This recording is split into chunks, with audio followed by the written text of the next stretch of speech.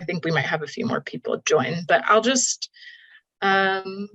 start us off. My name is Morgan Craven. I'm the National Director of Policy, Advocacy, and Community Engagement at IDRA, and I'm so excited to see you all and to hear from Dr. Hutchings today. So today we are going to hear from Dr. Hutchings and also, hear from all of you as we talk about the context and concrete actions that are needed to dismantle racist policies and practices that for many years have kept students of color from experiencing the same successes as their white peers in public schools across America. And we're doing this because it is critical for us to really understand that racism isn't always intentional, but racial justice, on the other hand, must be.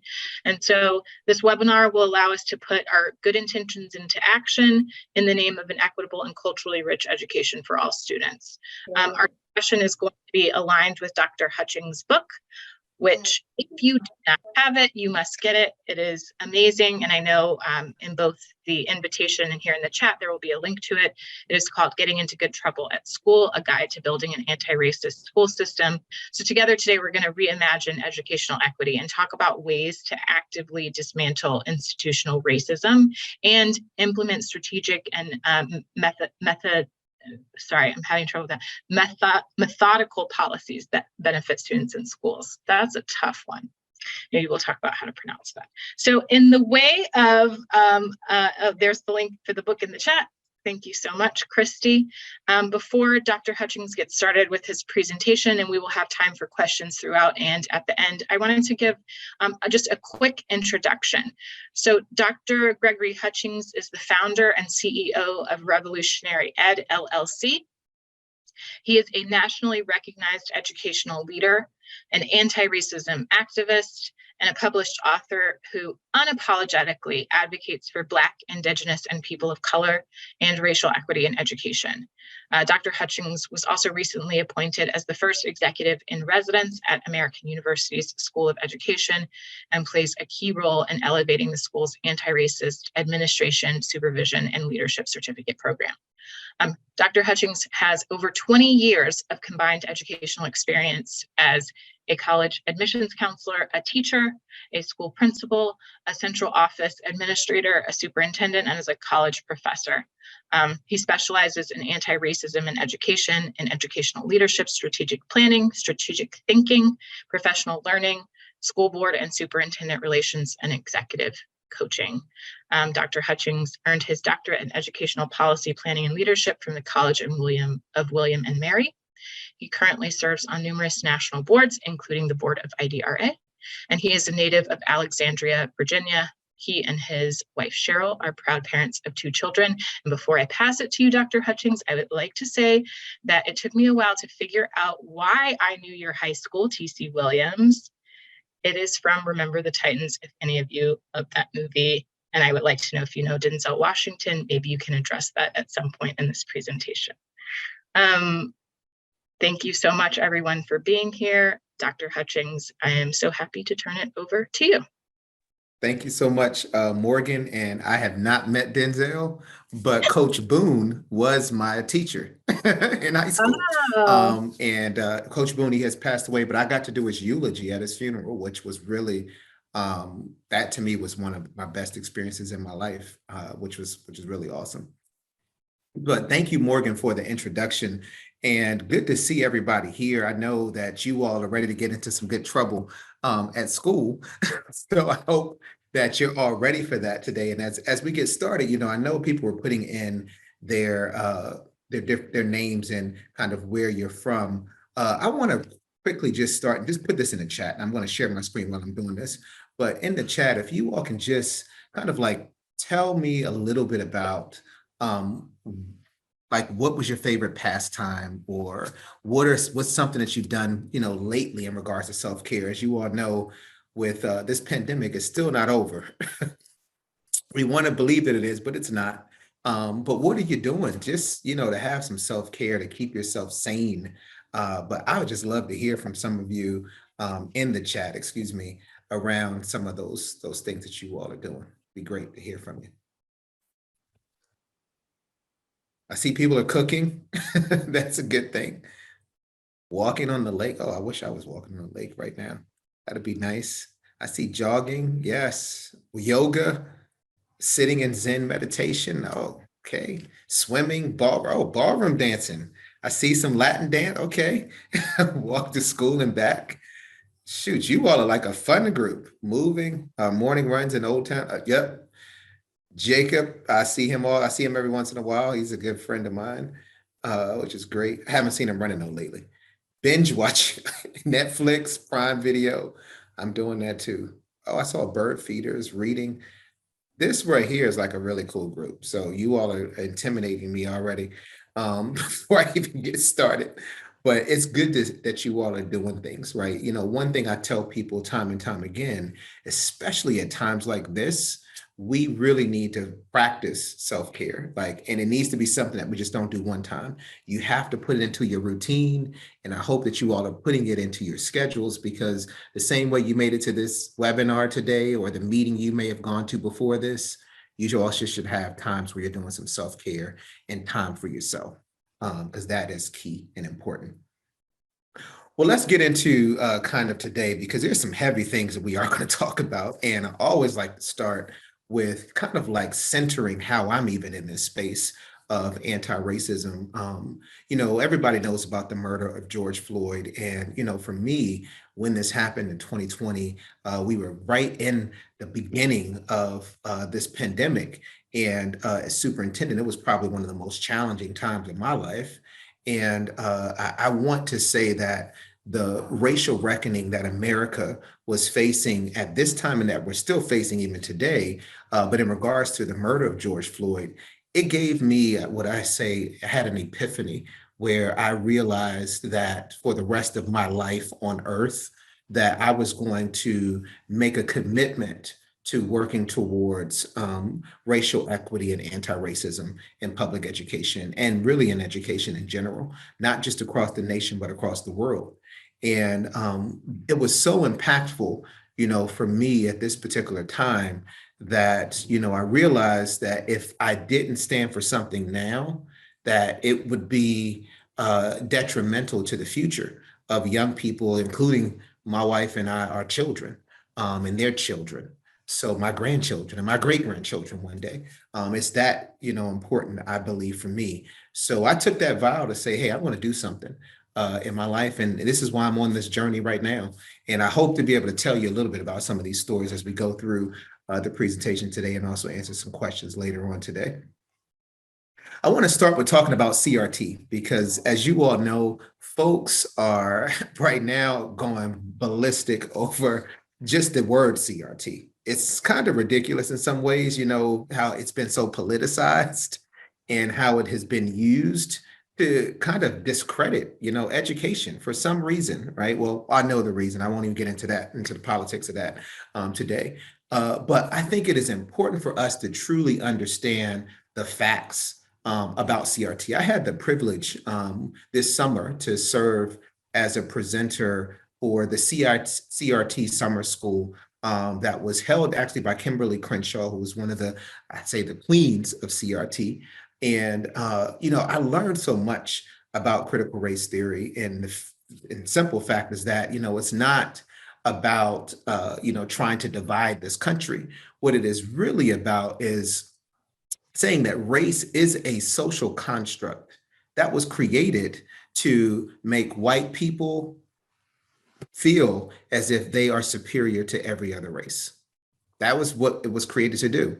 And with the critical race theory, what the critical race theory is saying that is that this social construct that was created, right, to do exactly what it is doing today was intentional, which means that systems and practices and policies and laws that were made in the United States of America that was based on making the white race superior, there are significant implications, and there are negative implications that are impacting Black, Indigenous, and people of color today.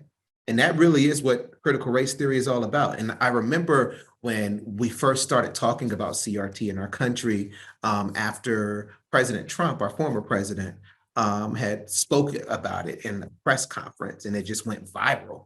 I remember them always reporters always asking, are you all doing CRT in Alexandria City Schools? And this is when I was the superintendent of Alexandria. I was like, no, we're not doing CRT, right? But I didn't know anything about it. And as I did my research, I'm like, well, shoot, I might be a critical race theorist because everything that we're doing in regards to making the connections between our history and our policies and our systemic, practices and the impact that it's having, on our Black, brown, and brown students was something that we were fighting for every day in every school system that I've worked in. So I think it's important for us to get educated on critical race theory, and so that we're able to have that counter narrative to what folks are saying out in our communities. So I want to talk a little bit about, because I am going to get into our 6 steps, but I just got to set the stage a little bit.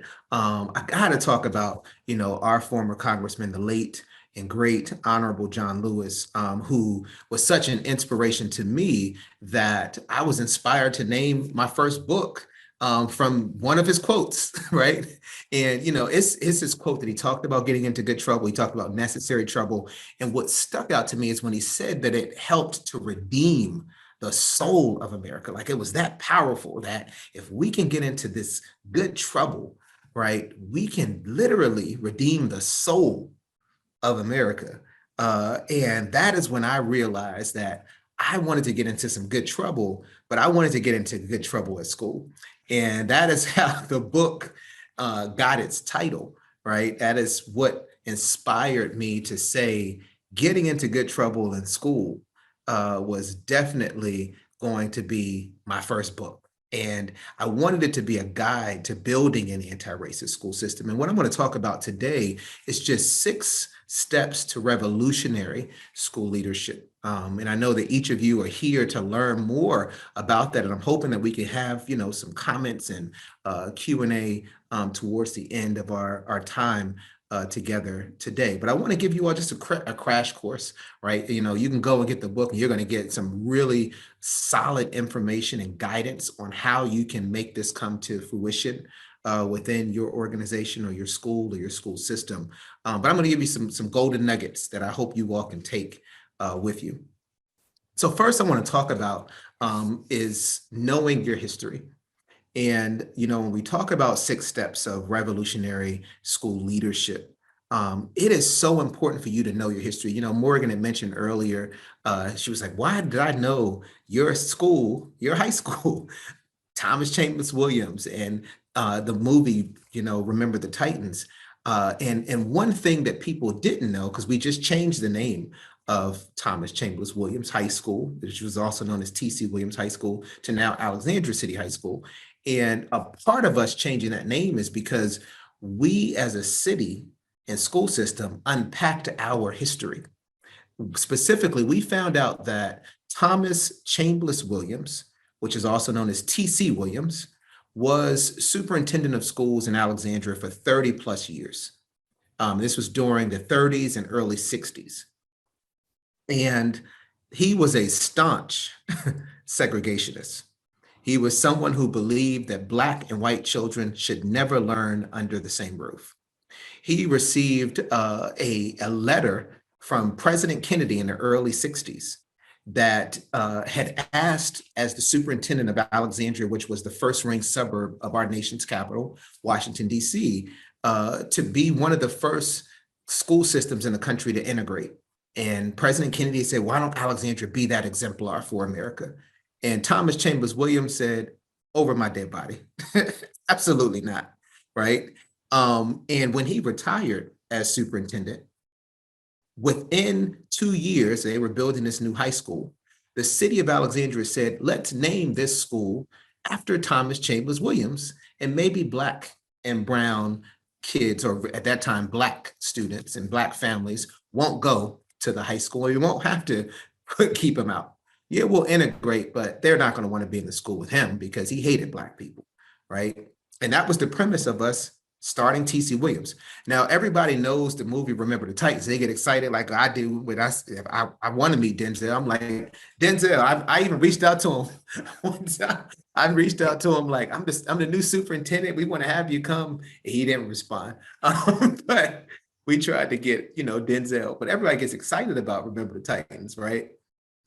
But what they don't understand is that that state championship did not change the narrative in regards to race for the city of Alexandria, right? We are still battling racial issues and problems within our community, even today, right? And one thing that people didn't realize, and people don't realize in the city of Alexandria, we were one of the largest slave trades in America.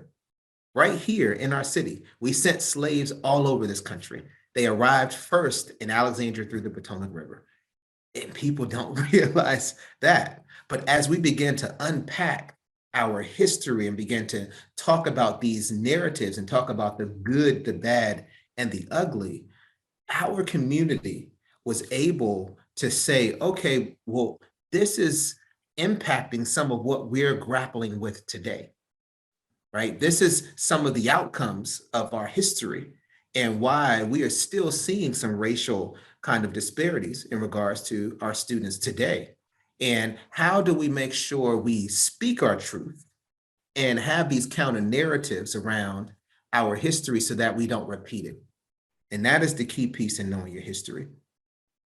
Step two is about committing to racial equity. And a lot of times, folks will, they'll say we're committed to equity in general, right? And they'll say, when we're talking about equitable practices, we're talking about the LGBTQ community, and we're talking about special ed, and we're talking about, socioeconomics.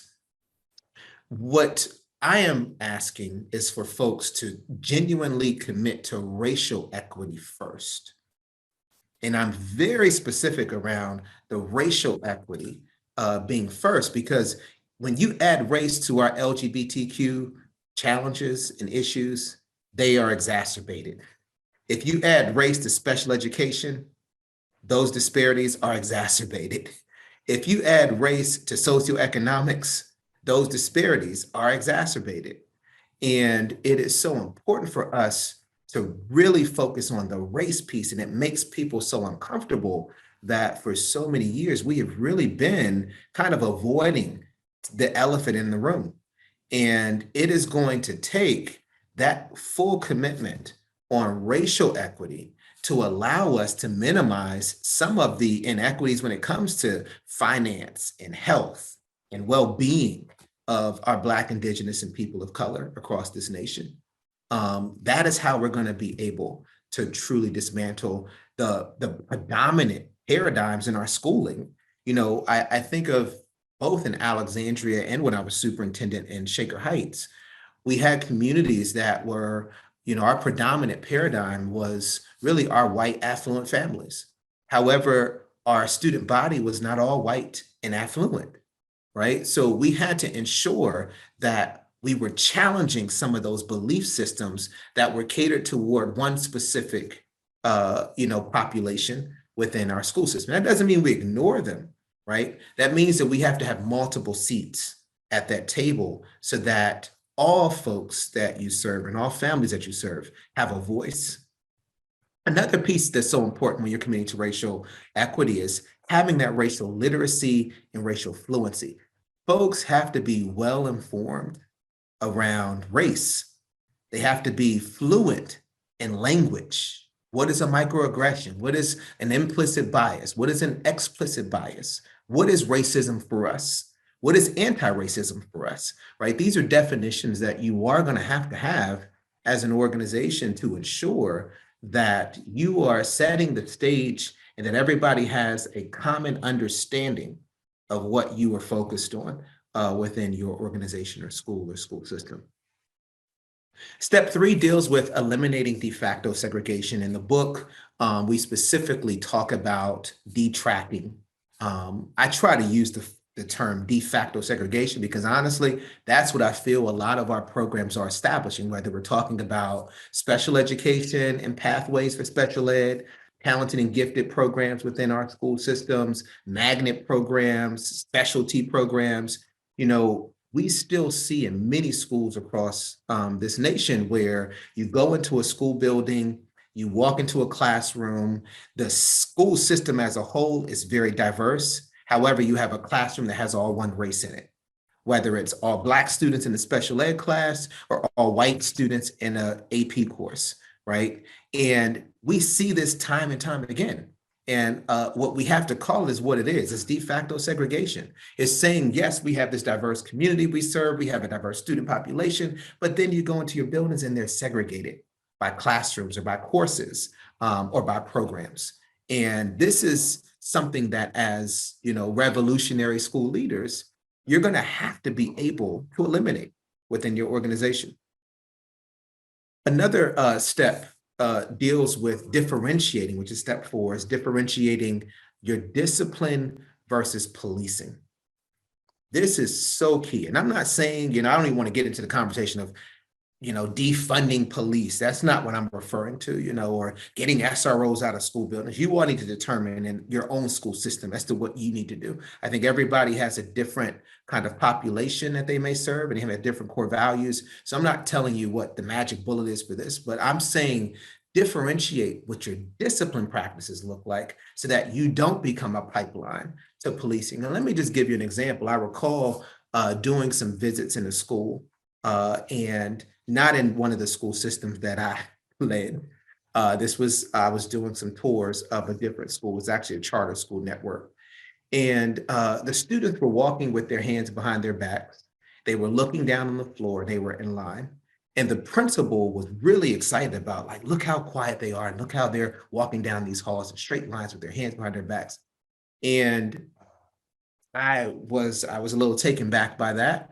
And at the end of our tour, I said, as I was watching the students, these Black students, walking down the halls with their hands behind their backs in a straight line and looking to the floor, it reminded me of a tour of a prison where the inmates were walking down the halls with their hands behind their backs, looking down on the floor in a straight line.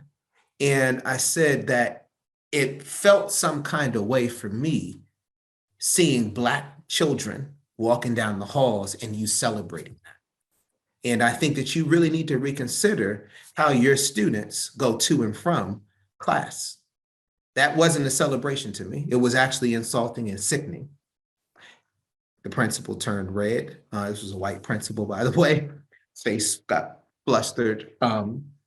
And he said, well, I didn't know, I wasn't aware. I said, well, I think you need to really know the people that you serve, because I can promise you that this community that you're in, it was a low income community where a lot of the students' families were incarcerated. I bet they'll tell you that if their loved one who may be incarcerated shared some stories with them on how they were treated in jail, it will mirror some of the ways that you're treating them here in school. So you're becoming a pipeline to prison. That's how radical we need to be, right? How bold we need to be in regards to being insightful to what we're seeing. Sometimes good intentions, even with zero tolerance policies, good intentions until it's causing Black and brown children to be expelled from schools. And where do they go? To the streets, right? And they never have an opportunity to re-enter our facilities. Restorative practices, I think, is probably one of the most important concepts that we should have within our schools, where students are restored to return, right? We want them engaged in our buildings. We want them to understand what they have done and how does, that, get dispelled, right? That's important for us, especially when we're dealing with these racial disparities and disciplinary actions. Step 5 really deals with engaging in not only strategic planning, because most school divisions, if you don't have a strategic plan, that's a problem, right? But most school divisions have strategic planning. But what goes hand in hand with strategic planning is strategic thinking. And a lot of times, folks will create these beautiful strategic plans that they have pictures of students and staff and high fives and, all of these visuals, and they sound really good with their mission and their vision and slogans, but it's not in practice, right? It's not being implemented with fidelity. And you have to add that strategic thinking in this work to ensure that you are providing a transformational environment, for young people to thrive and for you to actually attain the goals that you've set for yourself. I always say that your strategic plan, it really is your roadmap to your success that you're hoping to achieve. Strategic thinking is a skill. And it's a skill that some people are naturally born with, but it's also a skill that you can learn, right? You can teach and build capacity within your organization, within your school, within your school system to have strategic thinkers, right? And that's people who are being methodical with their approach and not impulsive, right? Making sure that you have opportunities to have some kind of monitoring of your progress, so that you're not saying, hey, this is what we're planning to do over the next 5 years, but there isn't a monitoring and measurement tool to do that. They're setting some targets or key performance indicators, what Joy also called KPIs, so that you know exactly what you're striving to attain. Right? So this will allow you as an organization to set some benchmarks, and then you have something that you're looking forward to or that you're striving to do within your organization. It's making sure that you have a mission, you have a vision, you have core values as an organization. And a lot of times people miss out on those core values and miss out on their theory of practice or their theory of change. So you don't even know if you do these things, what's going to happen. I always call that an if-then statement. I'm a former science teacher too, folks. So I taught middle school science when I was in the classroom, and we always had our if and then statements, right? That is your theory of change or your theory of practice. If I do this, then this will happen, right? These are key components that you as an organization will need to have in order to be transformational. So I always say, this is so relevant when it comes to strategic planning, that strategic thinking piece is where a lot of schools and organizations, they miss out on and they forget about. And then the final step that I think is probably one of the most important steps, displaying courage and boldness in your leadership. I always share this. I share this now that I'm not superintendent more than when I was superintendent. But, I had situations where my family has been threatened and I felt that my family was in danger. We've had to move from our home into a more secure, apartment building versus being in a townhouse that we lived in Old Town. Because the safety was important for my family and I was kind of concerned about their safety. When you're doing work that relates to anti-racism or equity work or dismantling systemic, racism within your organization, or what I call moving somebody's cheese, right? You are really going to have to accept that this is going to be emotionally, physically, and spiritually draining. It is. This work is tough. It is hard, right? You're going to have your network of folks that you can lean on, who when you have nothing left, they can pour hope and excitement and that little spark that you need to keep going every single day. That is going to be key. You're going to have to be bold enough to say, these policies that we have in place are causing us to exhibit practices that are hurting Black, Indigenous, people of color within our school or school system. Like, you're going to have to be bold enough to say, and we now need to do something about it. So not just being what I call a problem investigator, meaning I got all these problems, right? This is the problem X, this is the problem B, but also being a problem solver. How are we going to fix this? How are we going to respond to this? How are we going to ensure that this doesn't happen again to our young people, right? How are we going to make sure that our families feel that they are welcome, that they are seen, that they are heard, that we care, and not care by telling them, but care by our actions?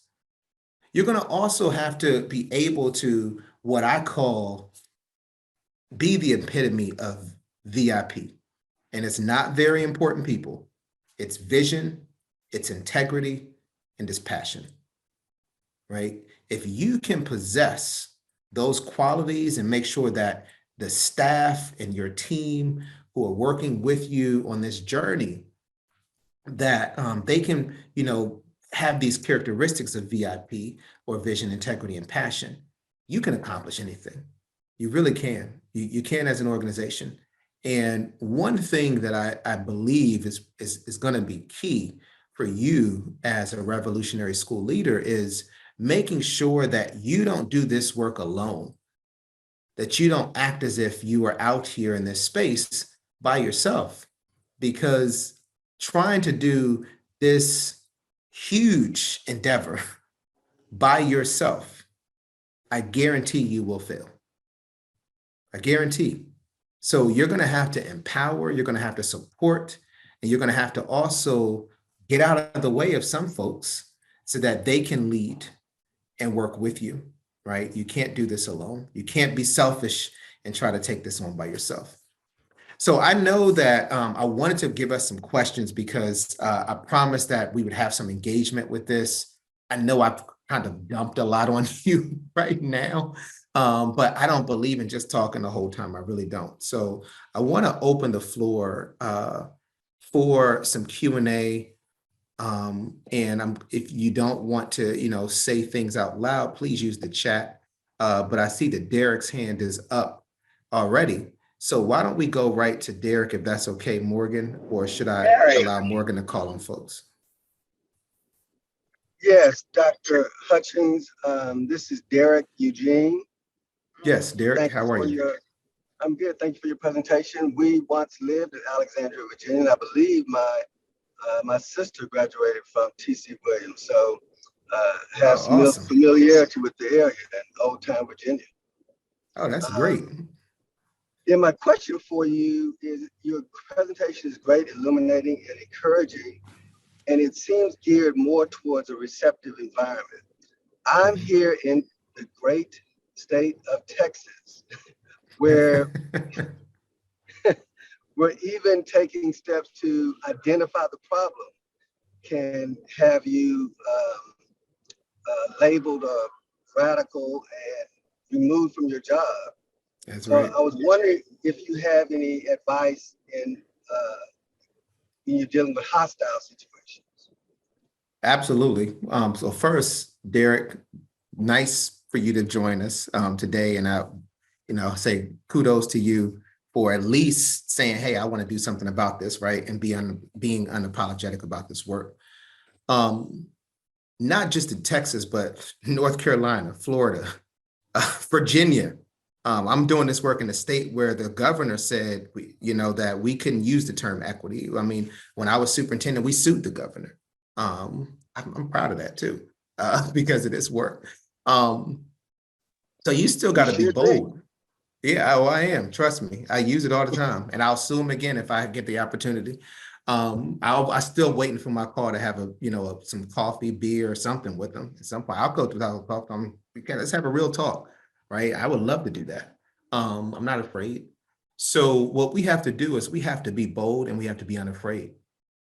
We have to make sure that we have a coalition of folks, especially when you're in places like Texas.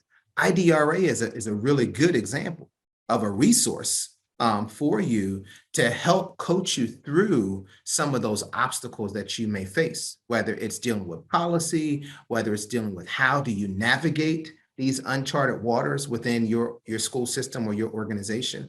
But you're going to also have to have some co-conspirators, right? Allyship is just not enough. We need folks who are going to roll up with sleeves and also be that voice.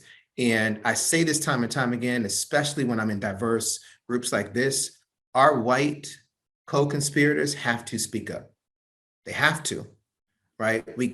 Black and brown folks, we can't do this work by ourselves. The civil rights movement would not have been a success without white people joining in.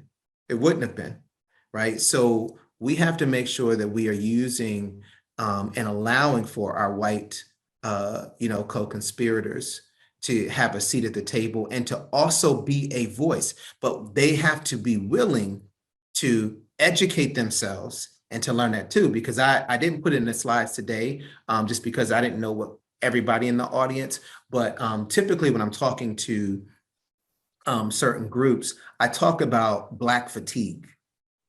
And if you haven't read the book, Black Fatigue, it is by Mary Frances Winters. And I read this book and it truly kind of changed my life in so many ways, because it finally gave me some Dr. language. Hutchings, Yes. yeah, I'd like to say I will read the book, but you know, there's a part of me that says, oh, I don't have to read the book.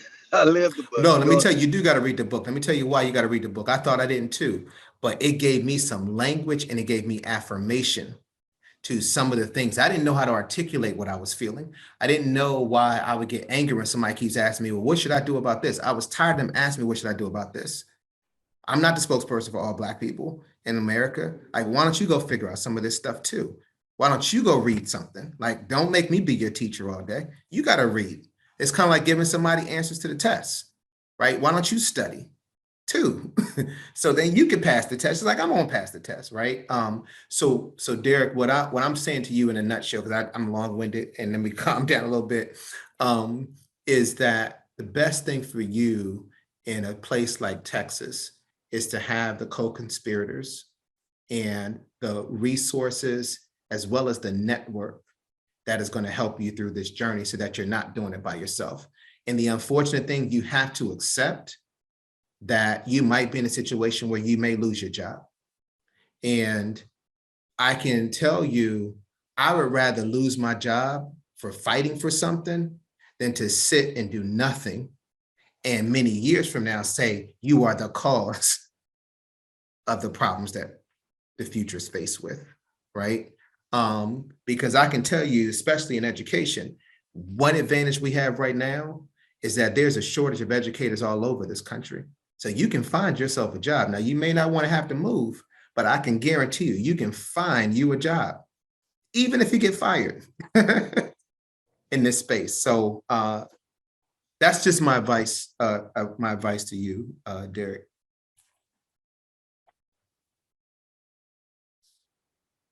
All right, there's Chicano fatigue. You're right. I can't speak to the Chicano fatigue, but I'm sure there is. Can you speak about that a little more? Aurelio, how do you say your name? I want to pronounce it. Aurelio. Right. Aurelio. Aurelio. Yeah. I think everything is right on target. People of color, women, anybody in the liberation set of activities is going to feel alone, lonely. But one of the issues I think that I'd like to hear talk about is the internalized oppression, how the racist structure gets into our heads. So people are fighting Black and brown people against Asian people. In other words, like the internalization of those lies and all that stuff keeps us separate, keeps us apart. How have you seen some successes in cutting through the internalized oppression? You know, I think it's releasing it. We're not willing to talk about it enough for people to actually have brave space to talk through some of the things that they're grappling with.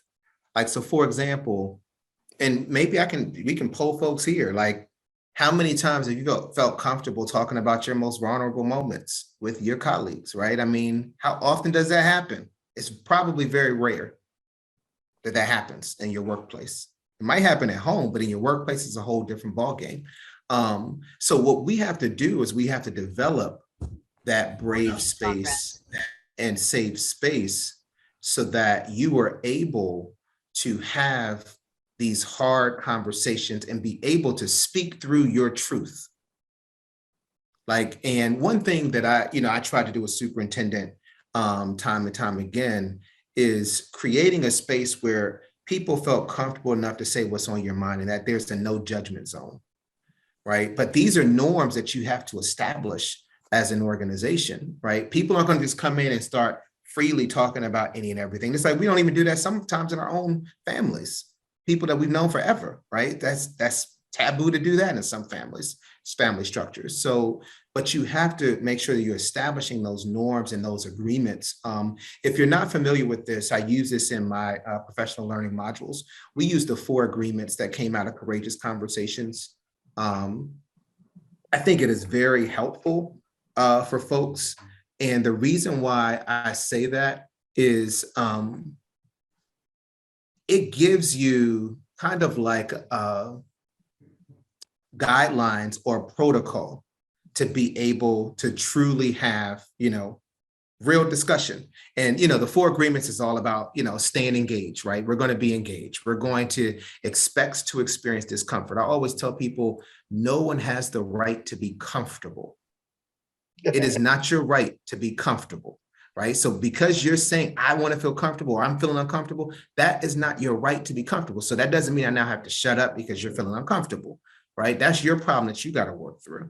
Speaking your truth is another one of the 4. And then finally, expecting and accepting the lack of closure, because you may not have closure. You may not walk out feeling like everything is solved, right? This is a journey that's going to take, it may not happen in our lifetimes, folks, but that doesn't mean not to do it, right? So I hope that helped you with, with some understanding. I see that Brenda had her hand up, Brenda Waters. Yes, thank you for this opportunity. So I too am from Texas, and I work for an agency where we do get to share our vulnerabilities. We're a small nonprofit, and we train educators and leaders, have been funded lots of money from the U.S. Department of Ed to do so. But one of the things we have encountered maybe in the last couple of years since our President Trump was in office is that we have, when we talk culturally responsive pedagogy and equity to teachers and educators, the response is, why do we have to talk about this? Why we just love all the kids? And saying that, we say, I don't see color. Lie. So then you don't see the kid because that's a part of who they are, That's and right. so having those hard conversations. So we recently were able to visit a district in Madison, Wisconsin, and their mantra was equity was their thing and but they did not live out what they said because they quickly shut people down on areas that they didn't agree with, whether it was race or religion or anything. They shut it down. Oh, we don't believe that here. Or we're not. So in our minds, our first response to them was that then you guys are not looking for equity, because equity also includes people who you don't have agreement with. Right. So why would you just because you don't agree with their religious views, or why would you shut them down? Why would you cancel them? And so if you're leading children who are going to be leaders at some point in this country, and you're portraying this type of behavior, you're modeling for them and teaching them still some form of bigotry or biases, because you're clear about what you want to hear and what you don't want to hear, or you just shut things down that you don't agree with without having that uncomfortable conversation about it, right? And so it is a challenge for us, because that is one of the things we train on, cultural diversity and equity a lot, and we get that pushback often.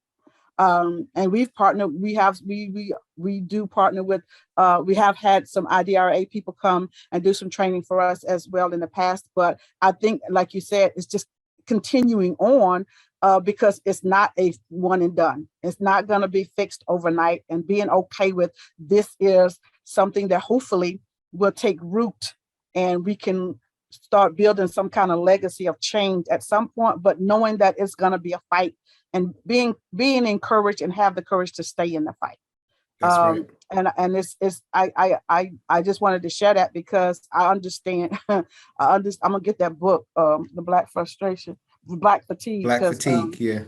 Yeah, because we feel that, and so I think that will help us. I'm also going to get that book, Courageous Conversations, because we do have to have those conversations, and how do we do it in a respectful manner? That's one of the things we always want to say too, is that we want to treat people the way we want to be treated, and so how do we do that in respect? Because the reality of it is we are human, and we do get agitated, we do get frustrated, we do want to come out left field and say stuff, but we want to practice and model the right way so that at some point, hopefully we continually be heard and respect other people's opinions about, in their disagreements, whatever we might be sharing at the time. So thank you guys for listening. I just wanted to share that. And thank you for sharing that. Just look at this in this short period of time. Look at some of the brave space that we've already created, right? In just this conversation. We don't have to create an intimidating environment to have courageous conversations or talks around race, right? And I know, for example, with my professional learning modules that I provide that are aligned with the book, the whole first module, a lot of that is relationship building and creating that brave space. So when we get to modules 2 through 6, we're able to dig a little deeper, right? It's about collaboration. It's about not judging folks. And if we could live in a place where everybody was accepted for who they are, I'm telling you, this world would be such a better place, such a better place. I try to model even myself. And that is not making judgments, right? Even if somebody has a difference of opinion, which is hard for me. I can tell you that that's hard for me. Like, you got a difference of opinion. I'm sitting there like, oh my God, this is like a waste of my time. This person talking, they making me sick, right? I get frustrated. I had to start working on myself, realizing that I'm making a judgment, right? Let me at least hear the person out. We might agree to disagree, but let me at least respect their point of view, hear them out. Try to seek to understand. Even if I don't get it, I can seek to understand. And then I can agree to say, you know what, I just can't go with that, right? But I'm still cool with you. I can still talk to you, right? But that's what you believe. And, I was watching a documentary recently. It was actually my plane ride home we had our IDRA meeting last week, and I was flying home on Sunday, and it's called the Emmanuel AME Church, where there was the shooting of the 9 folks, church members doing their Bible study. And if you haven't seen it, it was deep. I wish I wouldn't have watched it on the plane though, because it was too emotional for me for that moment. But one thing that I got out of that, a key takeaway, I got a lot out of it, but one key takeaway was the victims' families had an opportunity to speak to the murderer, the shooter, this young man, 21-year-old, right? Little boy is what because he looked like one. Their words were of forgiveness. This little boy took their loved one's life in church, which is supposed to be the safest place on earth. In church, during Bible study, including the pastor, right? And I was just at a place where if they could speak from the heart of forgiveness, who am I to judge anybody, right? Even I looked at this guy, and this is a true story. 2 weeks ago, I was walking down the street. This homeless man called me the N-word. Walking down the street in Old Town Alexandria. And I looked at him because I was trying to process, was he talking to me?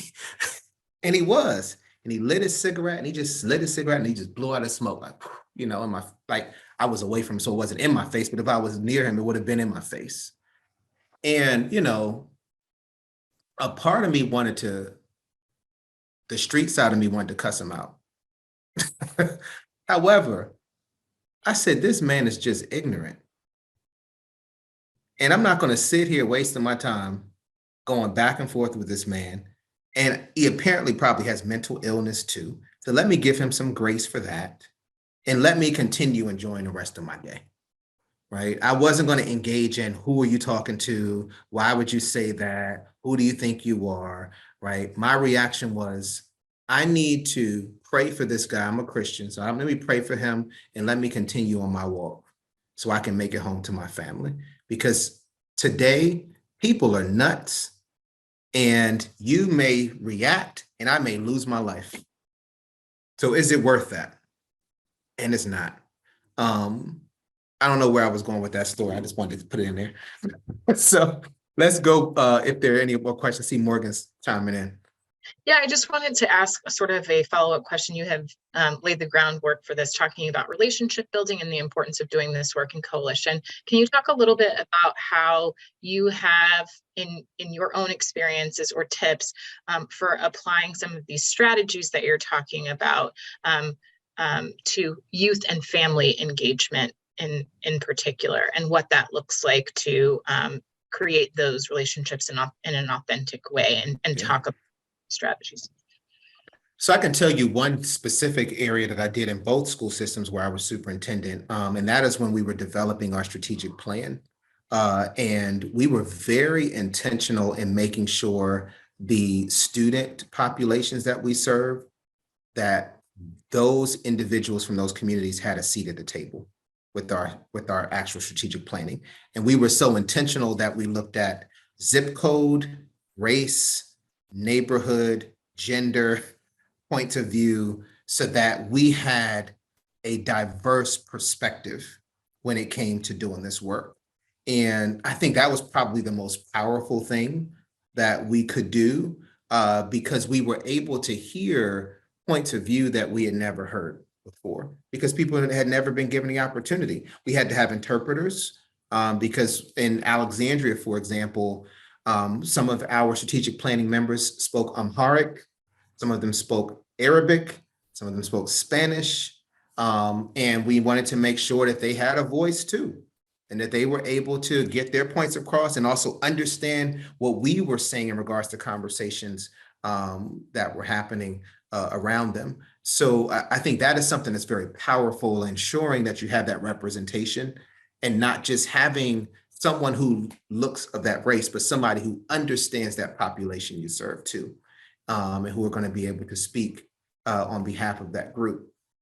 I also think if you don't already have a family and community engagement department within your school system or organization, that really is a key point, because people in this, in this education sector right now, they do specialize in family and community engagement, and they have insight and experience, and having individuals who can really guide your organization or your school system with best practice when it comes to engaging families and communities is going to be key to your success. And thank you, Andrea, I know you have to go get your kids from daycare. See you later. Thank you for that. I think we have time for one or two more, if anyone has any. I also have one that was sent to me in the chat that I would be happy to share if I can. So you all maybe all right, let's go ahead and go with that. If nobody else wants to speak up. This question was, when multiple issues are being faced, how do you prioritize your strategic actions to transform a school? So how do you develop a sequence of projects or activities? In other words, I think it's tapping into what you talked about with strategic thinking and strategic planning. When there's a lot going on, how do you pick your battles or develop a triage plan, basically? That's right. And really what you have to do is you have to develop a prioritization protocol, right?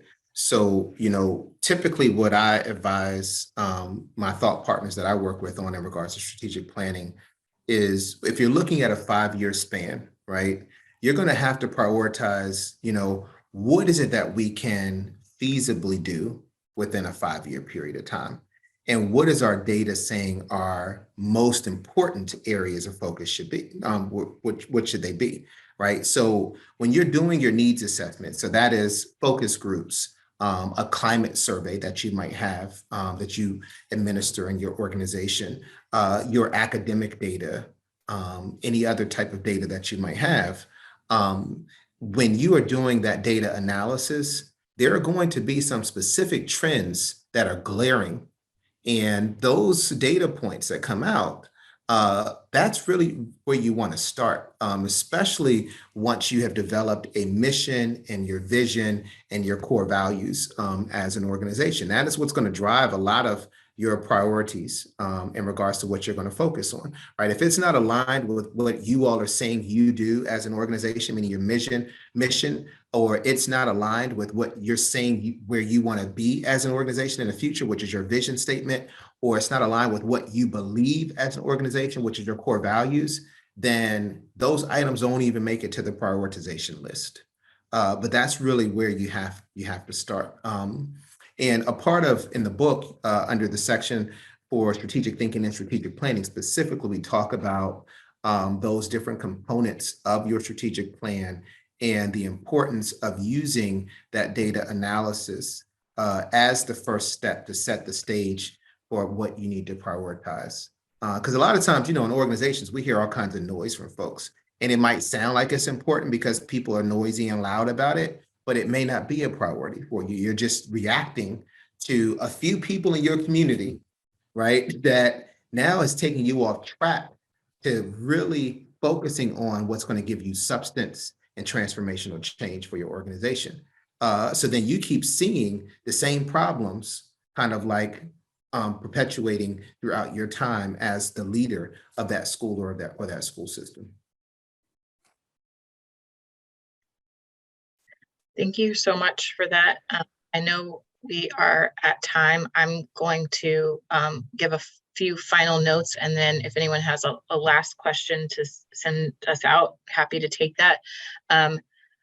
Christy put this into the chat, and I think she will. Again, there are lots of ways to follow Dr. Hutchings, follow IDRA on Twitter, and other social media, and certainly sign up for listservs from everyone. Oh, I see you, Dr. Finney. You're going to get the last question in 1 second.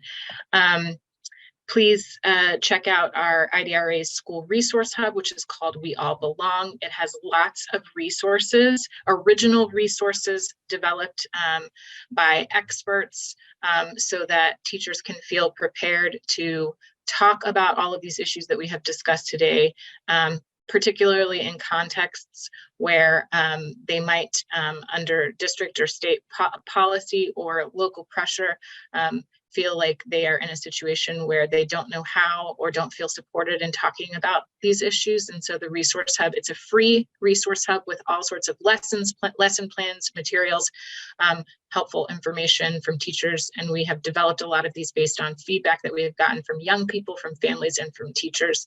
The last thing I'll note is that, as Dr. Hutchings noted, he has a lot more information, helpful tips, guidebooks for this work, and we'll drop the link again into the chat for his amazing, incredible book that I highly recommend, Getting into Good Trouble at School, A Guide to Building an Anti-Racist School System. Thank you all for the work that you are doing to advance equity in schools, to make sure all students have access to excellent schools. We truly appreciate you, and thank you, Dr. Hutchings. We're gonna let Dr. Finney ask our final question. I know it's going to be a good final question. I know it's going to be a good.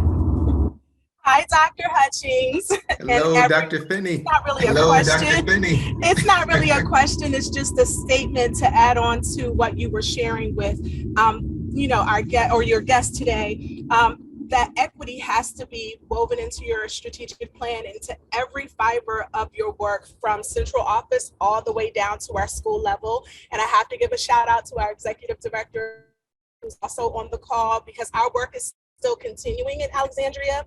And so I say all that to say, when you put systems in place, it doesn't matter who leaves, although we miss you, the systems remain. And so if you can take away anything that you have shared today, you have to have strong systems in place, because regardless of the people that are there, the systems will remain. And so the systems have remained, and we're still doing great work. Thank you, Dr. Finney, and thank you, Ms. Wood, too. Two of our ACPS executive directors who are phenomenal women, right, leaders. One thing I will pride myself on is I hired a lot of women because I truly believe women are going to save this world. And they did not have to negotiate their salaries. They got the same pay that men would get. So they were like, that's right. And I said, you better ask for it. And you expect it. But you were so right. And thank you for that. And thank you all too. Morgan, thank you for facilitating And I appreciate IDRA. This is why I serve on the board. I believe in the mission, the vision, the work that IDRA is doing for school systems and organizations across this country. And we all just have to continue to get into that good trouble at school, because if we don't keep our foot on the gas, I guarantee that it will be to the demise of future generations to come. So let us have the courage and the boldness to stand up and to do something about it. Thank you. Thank you. Thank you. See you all later. Thank you all.